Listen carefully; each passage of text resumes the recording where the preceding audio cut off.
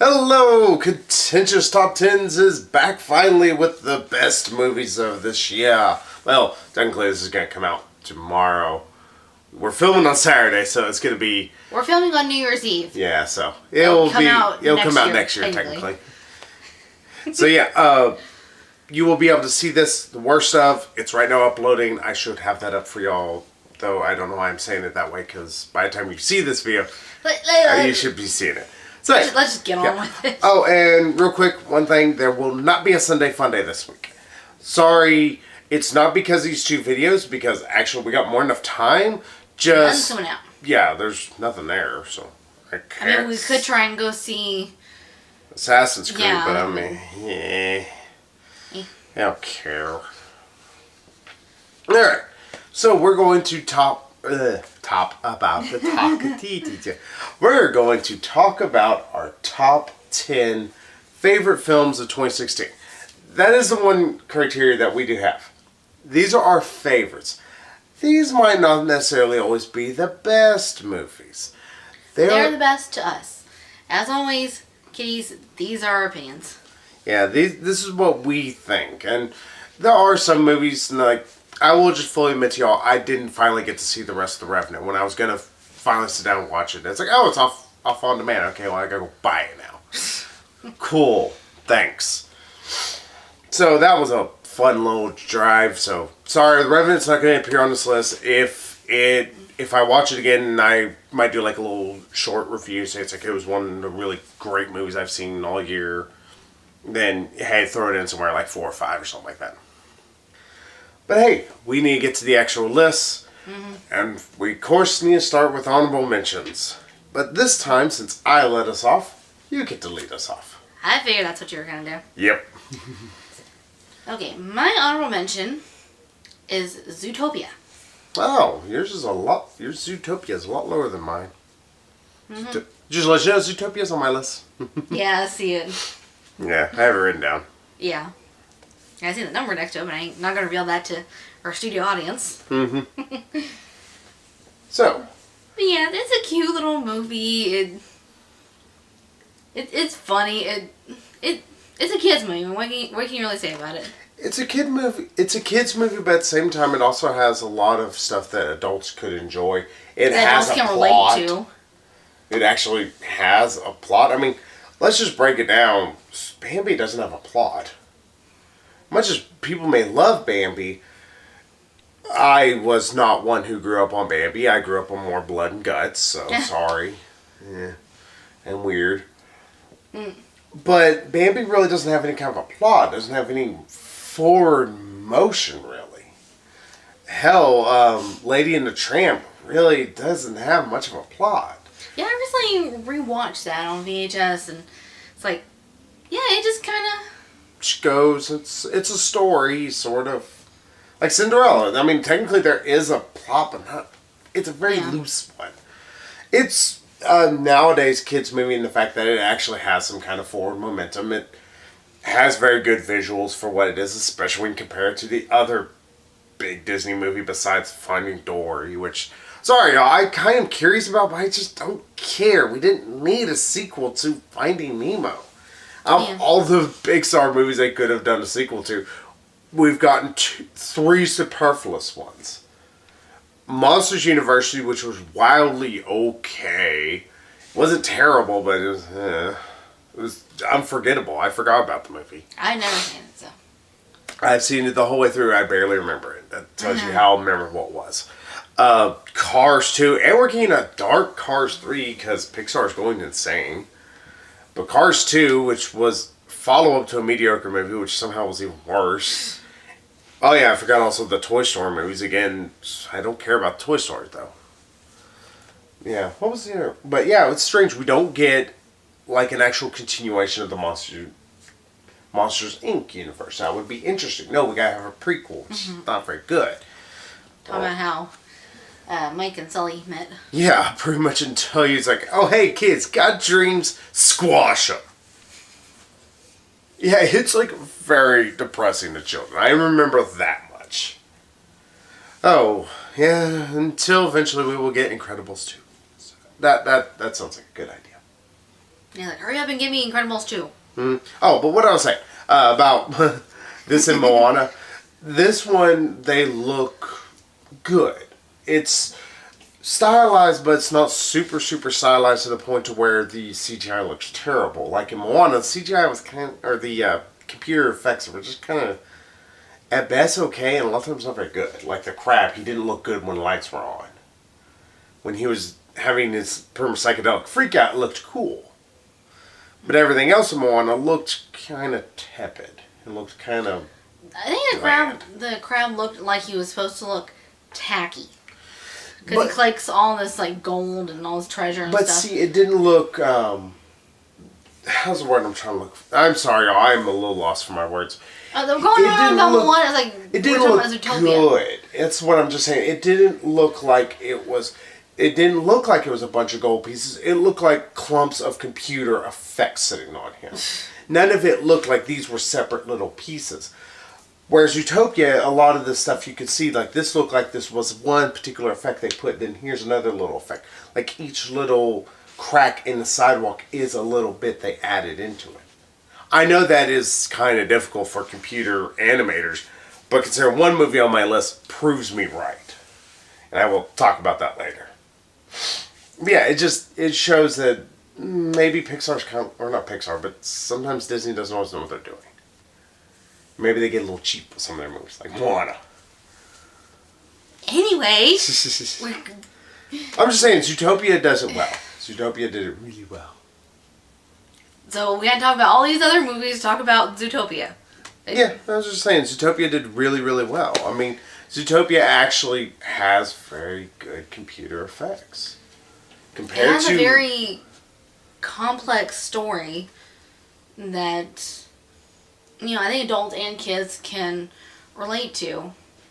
And in the little flashback scene where the little like Cub Scout kids or whatever are being mean to the little fox, and it's like, oh, that's so bad for him.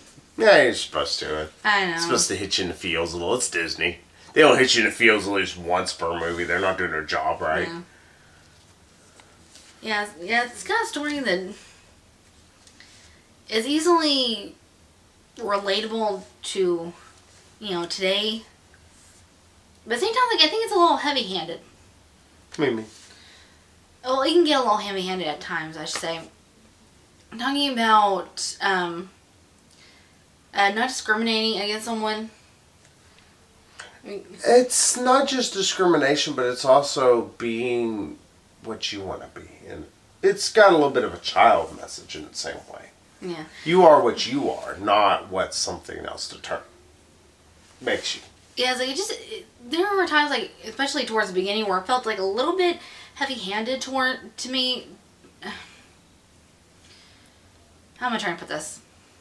Where, like, they're really trying to make a social commentary on stuff that's happening nowadays. Not really, because that's what it felt like at times. A lot of the Black Lives Matter and all that stupid bullshit that really started up, it really hit hard mostly during summer, not as much during the earlier part of the year when this came out, which is March. And only that, but this was in development, if I'm not mistaken, it's actually been in development for a few years. Really, I think it's more just about accepting yourself, and also you can be what you want to be, which is totally contradictory to Monsters University, thank God. Because you think about it, she's a little bunny rabbit, and that's what the early part of the message is. It's being what you want to be, not what other people are determining you as. You are what you want to be, and you can only go as high as you want to be. And sorry, somebody's alarm going off outside. Thank goodness it stopped. Well, I think it's also about, like, don't try to put people into a box just because of, like, what they are.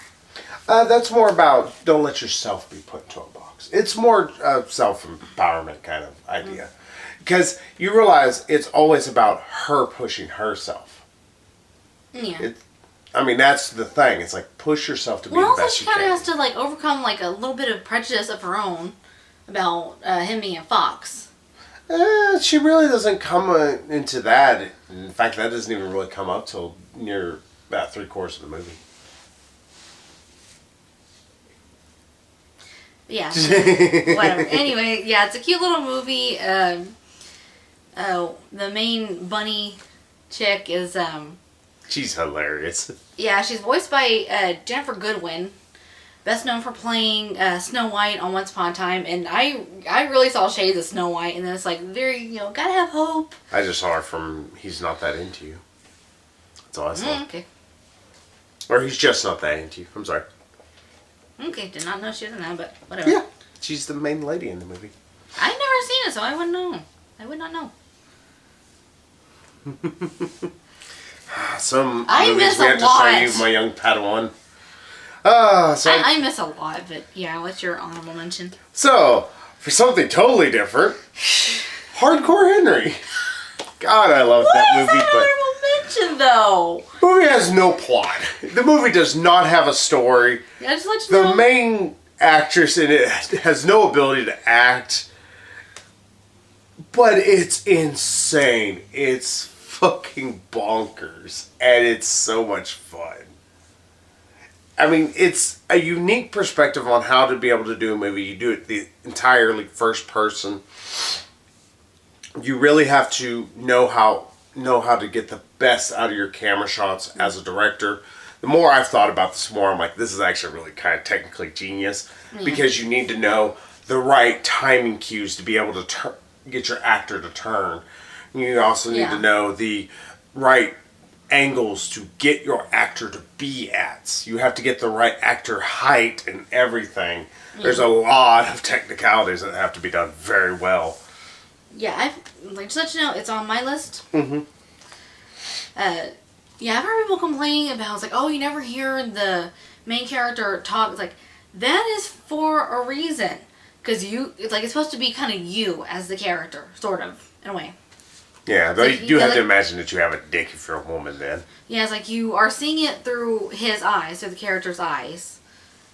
And like I think it kind of takes away from imagining that you're him if, you hear him talk. Yeah, it's one of the things that I think people's criticisms of that, it stems from the Call of Duty franchise. More or less, it only stems mostly from the Call of Duty franchise because it kind of doesn't make sense that your characters don't talk. But that's kind of a trope in gaming. I think that's one thing that they carried over from, it was a trope in gaming, but it makes sense for this story because he's not really being engaged in conversation with people. His idea is just to go around, cause mayhem and havoc, and just have a blast. And that's the reason why it's my honorable mention.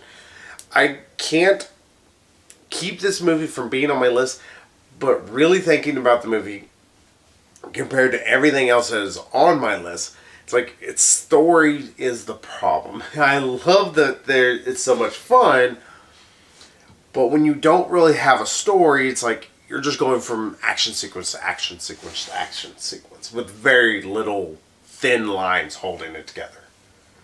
And if you try to watch that over and over again, it might wear on you. That's my thing. Still fun. Still really enjoy the hell out of it. Yeah, it's a really fun movie. A lot of people try and complain that it's got no real story. It doesn't. It doesn't have a story. I mean, that's... Why does it have to have a story, though? It's like, it's... I'm just saying that it's okay. It's a fun movie. It's like, just sit back, relax, enjoy it for what it is. It's like, shoot 'em up. It's just... Sorry to interrupt you. It is okay for a movie to go without a story. Just for me to be able to constantly be able to keep watching it, I gotta have something. I gotta have something to be able to invest a little bit into. Well, you got it on Blu-ray here in this box over here. Yeah. Got it for Christmas. I mean, I still thoroughly love the movie and I enjoyed the hell out of it. But I'm still gonna say though, if I were to watch this, it's not like a movie, say, Total Recall. Total Recall has a lot of mindless action sequences, but it does have a story.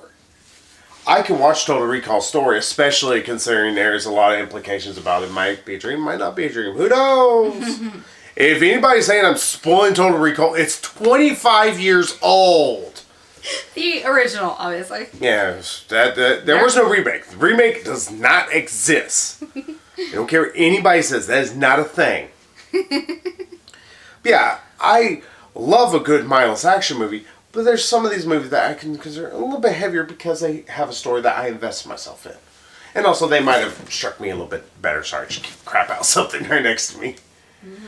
But yeah, honorable mention, Hardcore Henry. Totally deserves it.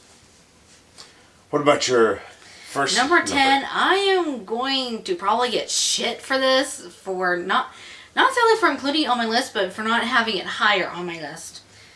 And y'all can kiss my ass if you don't like it. Number 10, Rogue One. Oh, that's on my list too. Yeah, Rogue One, A Star Wars Story. It's higher on my list. Yeah, it's good enough to make it on my list, but the thing is, I'm not hugely a Star Wars fan. I'm more a Trekkie.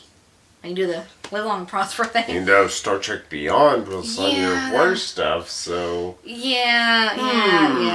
Well, my biggest problem with it is, like, it's too dark. It's like, what's going on? And also, there's the same story that we just watched 2 other movies. Yeah, that too, but mostly it's like, it was so dark, couldn't figure out what was happening. It's like, Aziz, light. Well, you can always buy it on Blu-ray or something. It's like, made me long for J.J. Abrams' little solar flare things. Yeah.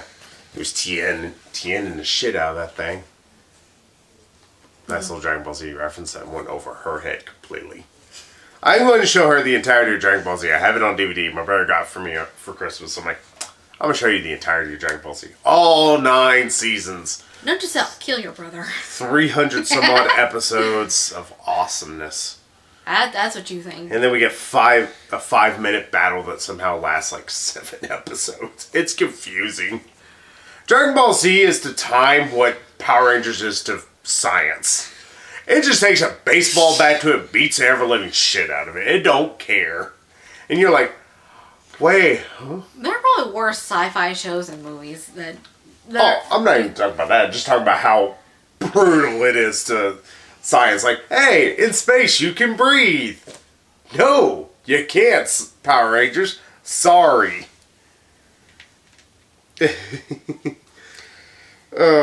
More you want to say about Whatchamadiddly? Yeah, it was a good movie. Had, good action, good comedy. Especially K2. Yeah. Did you know that wasn't me? Did you know that wasn't me? Yeah. Yes. It's like, yeah, totally. Like, I'm expecting to be like, bullshit. Yeah. Get a little Britishy bullshit out of him. Bullshite. Yeah. I'm not sure about the shite. It wouldn't have been quite shite. Scheisse!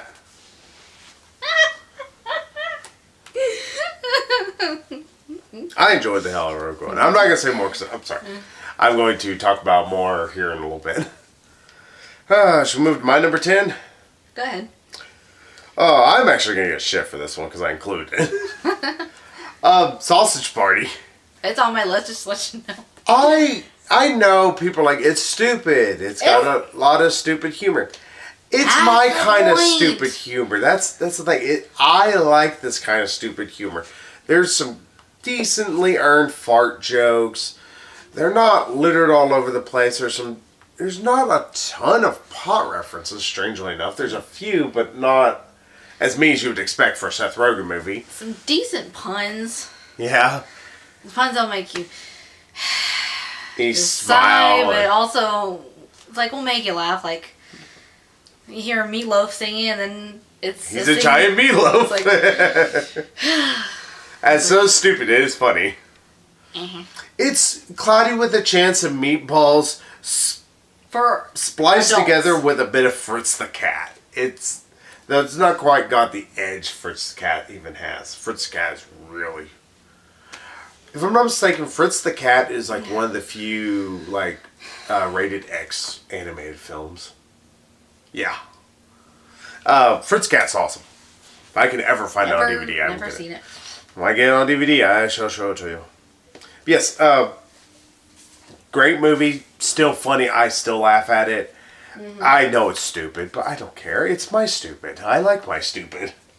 Especially considering the fact we get a giant food orgy at the end. It's the funniest thing I have ever seen. Mm-hmm. It's just purposely tries to just make you want to cringe, but in the best ways, and it works so well.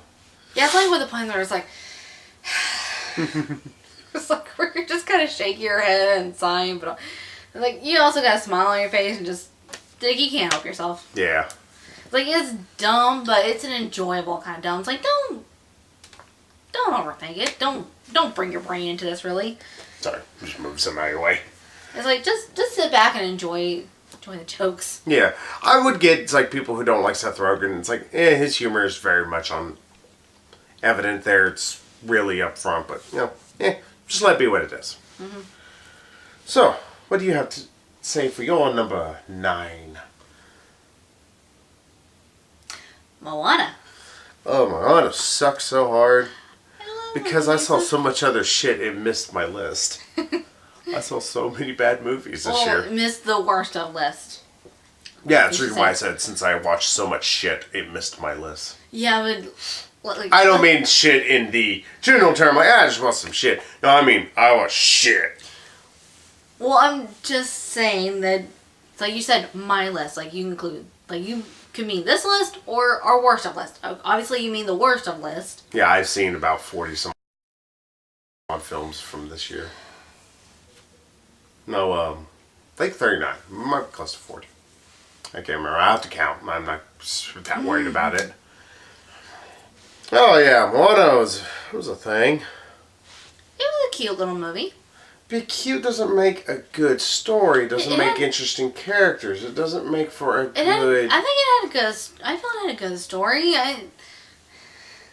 Sorry, I'm just noticing the camera is reading my little tag right here as a face, and it's freaking me out. A little facial recognition. Yeah, it's like... It just freaked me out a little. Sorry. ADD kicks in bad. Well, if you know, sometimes when I wear like a David Bowie or a Marilyn it'll read it as a face. Read the face on my shirt. But this isn't a face, it's a Super Bowl trophy. Yeah, that's the weird part. Yeah. But yeah, yeah, I like the songs. I liked The Rock in it, though he can be a bit of a pompous ass in it. That's the point, though. Well, see, here's my thing. It's like, I enjoyed him a hell of a lot more in Central Intelligence than I did in Moana. Because he was... He was an overeager puppy. That, and also he was funnier. In Moana, he was supposed to be the hero, and because of that, he wasn't allowed to be very funny. He had a few kind of things that made me chuckle, but a lot of it was... Like, a lot of Moana, it was me just staring at the screen, just tired. I know it should have sucked, because I was going to go see it by myself originally. Just because of your track record? Yes! That is proof enough. Yeah, I think we established in the last video, he has a very bad track record. If he goes see a movie by himself, it sucks. Yeah. Like, I saw Secret Life of Pets. I don't think it ended up on my worst of list, simply because it was just... It wasn't as obnoxiously bad as many of the other things are on there. But yeah, Arrival was. Yeah, I was going to see Moana by myself. And it's like, oh, here, fire. Cool. Thanks, guys. And redneck lady bitching. Yeah, redneck lady behind me bitching all the time. I hope they give me my money back. Yeah, they will. Well, they better give me my card right now. Or better give me cash. I ain't giving me money. They ain't gonna do both. Because you're stupid. You're a stupid, stupid person. But what's your number 9?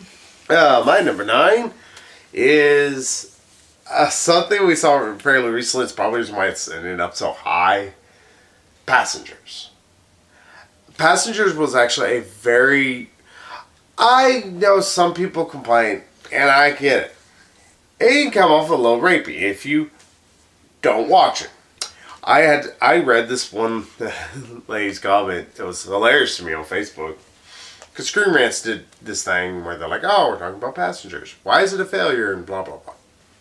Okay? This lady was saying, the trailers made it seem super rapey. Just one critic confirmed my thoughts, so I didn't go see the movie. First off, do not base the fact that what you think about the movie is only on the trailers. It is a stupid idea. It is a stupid idea. Even though Ghostbusters trailers were right, the movie is a giant pile of shit.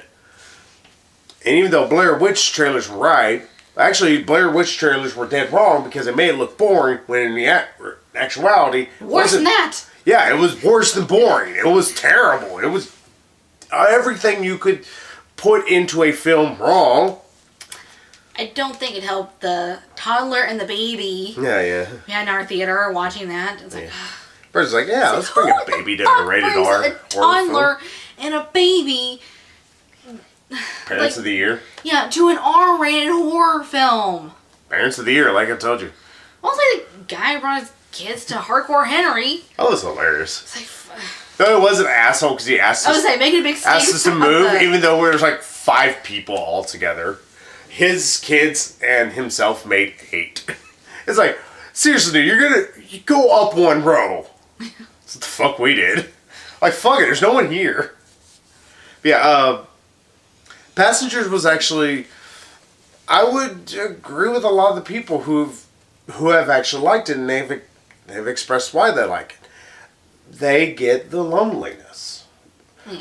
I mean, if you're a person who has ever had to deal with loneliness for an extended amount of time, and I don't just mean like a few hours, because, you know, we're humans and we can't stand a few hours without interaction.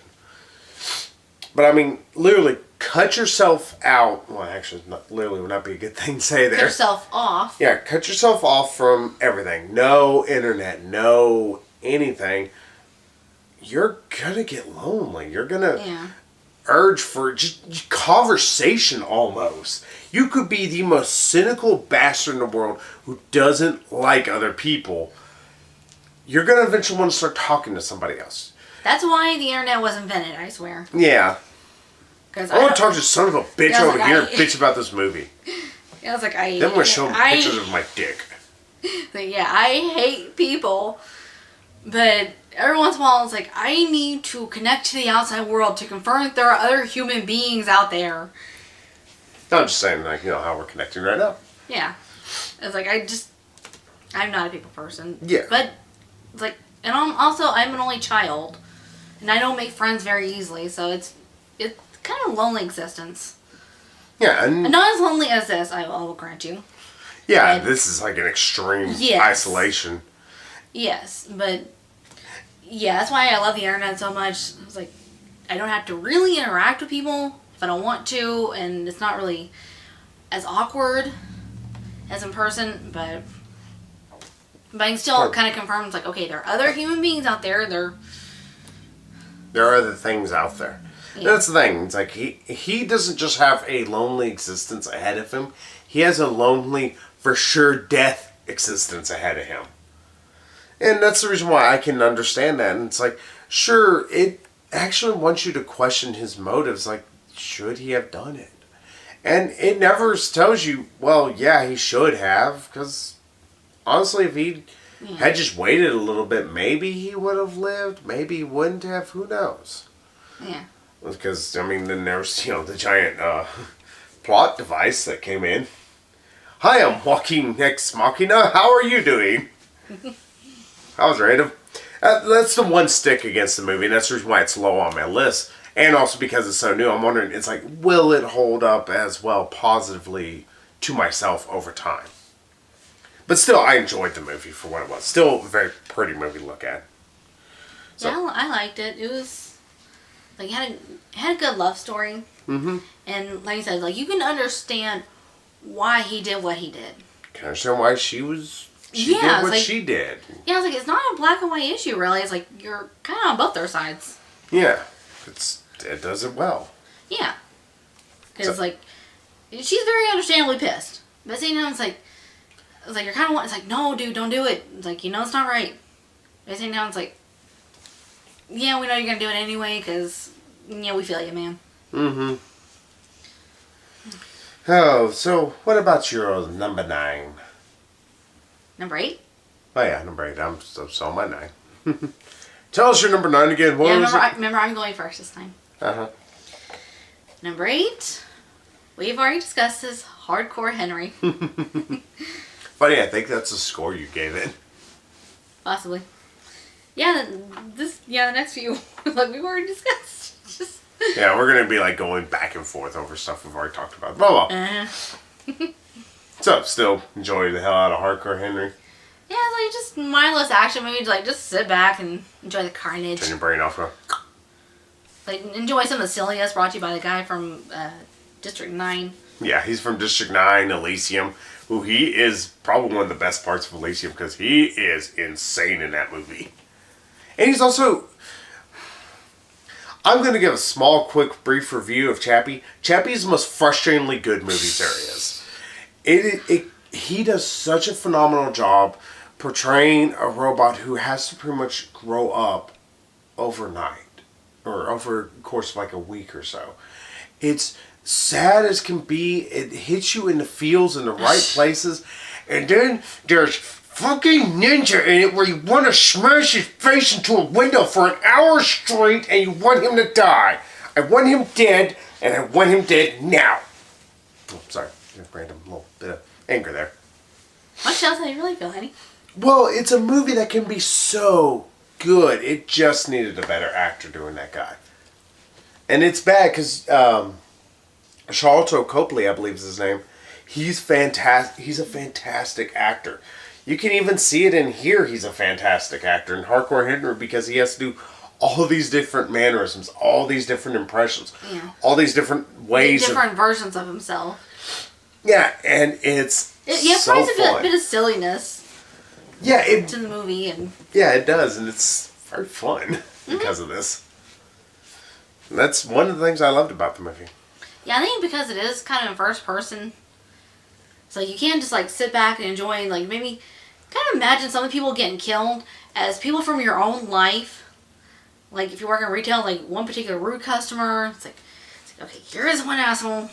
It's like okay, here's one asshole lives across the street from me. It's a little dark. It got dark really quickly there. Some people play video games, other people watch movies. I play video games and watch movies. Just that's the reason why they invented the save function for the middle of GTA. They're like, yeah, you got rocket launchers now, so here's just gonna let you save and let you go blow up about 20 cars real quick. Have fun, boy. Yeah, you had a neat idea. Having a save point for real life. That would be one of the best and most terrible things in the world. It's like, you're frustrated. Save point. Murder spree. Okay, reload. Alright, reload save. I'm tired of being in prison now. Rape isn't as fun as I thought it was. Damn it. But we digress. Oh, so should I go? So, I was saying, what's your number 8? My number 8, we discuss Zootopia. I enjoy Zootopia still very much. I loved its message. I loved how it looked. I loved the writing, the comedy. There's a lot to love about the movie, especially over Disney's other affair, Moana, which sucks so many balls. I know you like the movie. I couldn't get into Moana at all. And I like the color palette.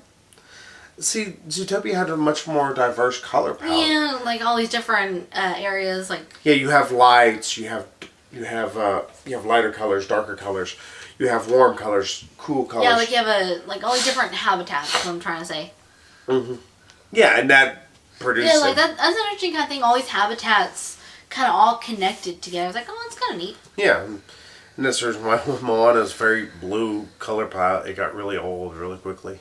And you just knocked your phone to the floor. Nah, it's been on the floor for about 5 minutes now. It fell and just slid. Okay, then I just kicked the plug thingy.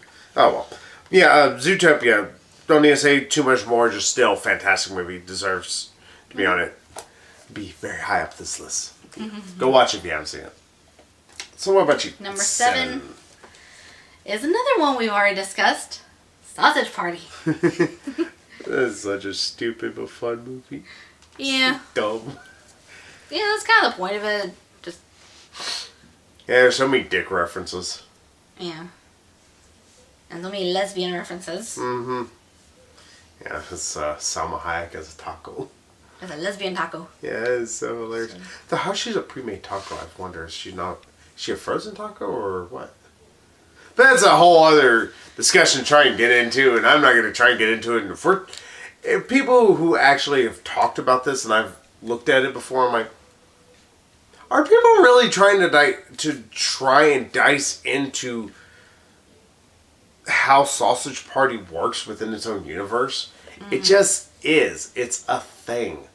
Who cares? Yeah, if you're a prude, this is not the movie for you. Or you're somebody who tries to overthink everything. It's like, yeah, this probably shouldn't be what you're watching. Oh. Okay, so what's your number 7?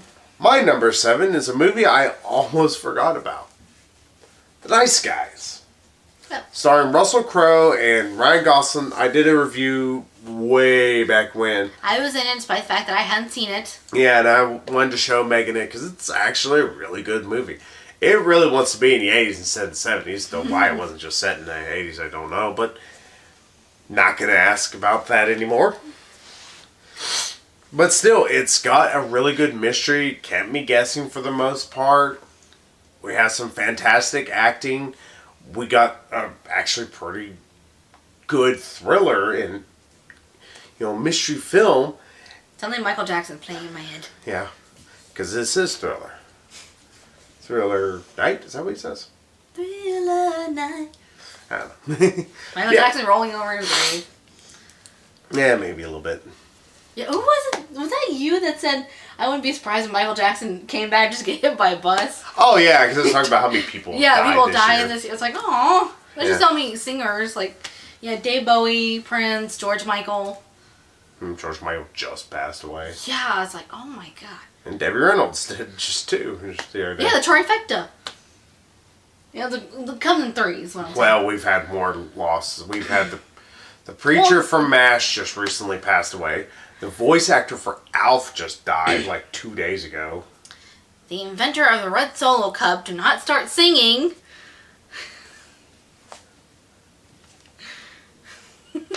I just gonna mouth the words. Everybody's gonna be so confused who just listens to this be like, why am I silence? Then they go to the video, oh, okay. I was like, I can see your mouth moving on the thing. So, do I get to talk any about, Nice Guys? Are you not done? Yeah, I just said like 3 words about it. I was just gonna say it was actually a really good thriller. It's very funny for what it was supposed to be. Sorry, I got you off topic. And also, here's something I'm so proud of, especially since there's movies like Super 8 that have proven that this can actually happen. We had a child actor who I didn't want to strangle, who actually was good. She was a good child actor. I can't remember the poor girl's name right now. They have been known to exist. Yeah, but they're so few and far in between. Then we got Super 8, a movie full of nothing but incredibly good child actors.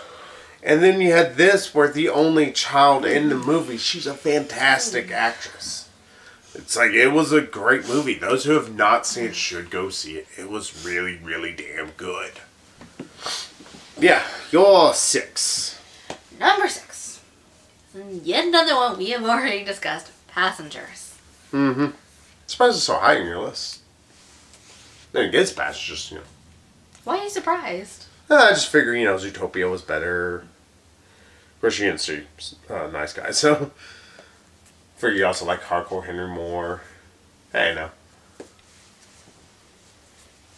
Maybe because this is, so recent. Maybe, it might be. Maybe that's it, or maybe I just enjoyed Passengers, and Passengers made more of an imprint on me than either of those movies you mentioned. Who knows? Only time will tell. Yeah. And not really much else to say, so moving on to your number 6. Megan cuts it off and says, bitch, we're going to the next thing. My number 6. Just to let y'all know, yes, the Marvel movies are on here. And yes, I know, fuck DC. Oh, he's a Marvel fanboy. I am Marvel first, DC second. But it's not a far bridge for me. It's like just a little bit walkway. So the DC cinematic universe is really trying to make it not a choice at all. Yes. I have to put the Marvel movie because I enjoyed the hell out of it. I still want to go see it in 3D. Doctor Strange. Doctor Strange was... I'm surprised that's not higher on your list. It's because there is a one issue that kept bugging me throughout this entire damn movie. And that is, I saw a lot of parallels to Green Lantern. They did it better. They constantly did it better than Green Lantern, but there's a lot of parallels in a lot of ways. He fights a giant intergalactic being at the end that looks like a giant cloud. Sure, in Green Lantern, it looked like a giant pile of shit. Nobody disagrees with this opinion. In this, he actually just looked like this kind of almost like, it was just pretty much a giant face of spit fire. Mm-hmm. He also had to defeat a lackey who was obviously very powerful and had something wrong with his eyes. He also pretty much had to go through a crash course of training. There's some parallels to Green Lantern, but I hate to say this because it sounds like a Marvel fanboy thing and DC people can't take any damn criticism. But Marvel's doing it better. They're taking pretty much the same concept and idea or same way of writing a story and doing it better. They're adding what needed to be added. They're putting the chemistry where it needs to be. Point of fact. If you'll remember, I am more of a DC person. Mm-hmm. Like, even I will agree with you. It's like, compare Batman vs. Superman and Captain America Civil War. It's like, yeah, Marvel did it way better. Yeah, or, again, like right here, Doctor Strange and Green Lantern. I mean, Green Lantern is a forgettable-ass movie with just a not good lead female and lead male working together. Though Ryan Reynolds can make for a very incredible lead. As evident. Yeah, I don't even... Yeah, you're right. It's very forgettable. It's like, I don't even remember anything that happened in that movie. Just the... Giant ship monster. No, I'm talking about the green CGI suit. Yeah, which was pointless. Yeah, Doctor Strange is a fun-ass flick. And it's really sad that it's only because DC is now really trying to do their own cinematic universe that we're getting too many people who think we have to be one camp or the other. Yeah. I want to be both because I want comic book movies to become, something normal. Something that, I want them to be what they kind of are right now and not seen as what they were in 1990, which was jokes. I want them to be real. I want them to be something that can be explored more. And we can do the more weird comics. But Warner Brothers is bound and determined to give us either the gloomiest or the most boring films they can. It's like, you just don't know what you're doing. You don't understand it. We don't want gloom and doom. We want fun. People don't read comic books because they want doom and gloom. That's the reason why Civil War is considered such a bad comic book series. That's the reason why Blackest Night is considered such a great comic book series. Even though it's doom and gloom, it has a happy ending. Even though it's about zombie people coming back and ripping people's hearts out. But yeah, it's like there's a reason why it's like you have to offset this doom and gloom instead of just having the whole movie just be blah, or be Suicide Squad, which was forgettable and boring. Yeah, Doctor Strange proved that, hey, Marvel can do it better. Until DC tries, they're not going to be anything better than mediocre. Yeah, I will say this much. Like, I am more of a DC fan. But when it comes to picking which movies are better, yeah, it's like politics. I go with whichever one I feel is best. Or whichever is the lesser of two evils. Which this last election. Well, you can almost take it this way. You can compare the two DC Cinematic Universe movies you have seen. Man of Steel and Bats vs. Soups. Which I just want to call it that because it sounds hilarious. But Murder Man vs. Captain Hypocrite. Yeah, take those two not very good films. I'll just be nice and say it that way. Compare it to the two worst Marvel films in the cinematic universe. Which universe is still better? I mean, the worst.